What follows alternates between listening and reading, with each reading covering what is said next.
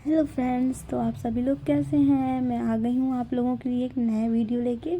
आज हम बात करेंगे राइबोसोम के बारे में, उनके टाइप्स के बारे में और डिस्कवरी के बारे में। तो हम बात करते हैं राइबोसोम की। तो राइबोसोम न्यूक्लिक एसिड और प्रोटीन के बने होते हैं, ओके, जिन पर कोई आवरण नहीं होता है, यानी कि राइबोसोम पर कोई आवरण नहीं होता है। राइबोसोम का निर्माण केंद्रिका में होता है। तो समझ गए, राइबोसोम न्यूक्लिक एसिड व प्रोटीन के बने होते हैं। अब हम बात करते हैं राइबोसोम किस में पाया जाता है। तो प्रोकैरियोटिक सेल में 70S राइबोसोम पाया जाता है। यूकैरियोटिक सेल में 80S राइबोसोम पाया जाता है। ये 2 टाइप्स के होते हैं, 70S राइबोसोम, 80S राइबोसोम।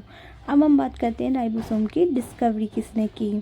तो राइबोसोम की डिस्कवरी की थी पलाडी जी ने। किसने डिस्कवरी की थी? पलाडी ने।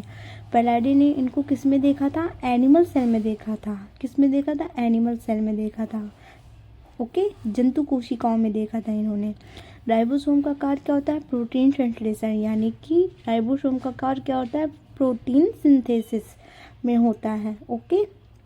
अब बात करते हैं 70S राइबोसोम। तो ये आकार में छोटे हैं और इनका औसत गुणांक 70S के दशक में है, यानी कि 70S कैसे होते हैं? इनका औसत गुणांक 70 होता है। अब 80S में बात करते हैं, ये आकार में बड़े और इनका औसत गुणांक 80S होता है, ठीक है। इनका औसत गुणांक 80S होता है। अब हम बात करते हैं राइबोसोम के और भी कुछ पॉइंट्स हैं। राइबोसोम गोलाकार होते हैं तथा इनका व्यास लगभग 15 से 20 नैनोमीटर होता है। यह झिल्ली रहित सूक्ष्म कण होते हैं, यानी कितना होता है ये? लगभग 15 से 20 नैनोमीटर होता है, ओके।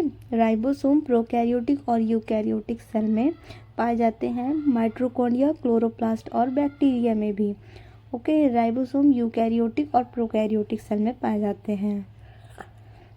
राइबोसोम को सेल की प्रोटीन फैक्ट्री भी कहते हैं, यानी कि राइबोसोम को प्रोटीन की फैक्ट्री भी कहते हैं। राइबोसोम आरएनए और प्रोटीन के कॉम्प्लेक्स से बना होता है, यानी कि आरएनए और प्रोटीन के कॉम्प्लेक्स से बना होगा क्या? राइबोसोम एक कोशिका संरचना है जो प्रोटीन का उत्पादन करती है, यानी कि सेल स्ट्रक्चर है जो क्या करती है? प्रोटीन का उत्पादन करती है। अगर आपको मेरा वीडियो अच्छा लगा हो तो लाइक एंड सब्सक्राइब करना बिल्कुल मत भूलिएगा। Subscribe to my channel.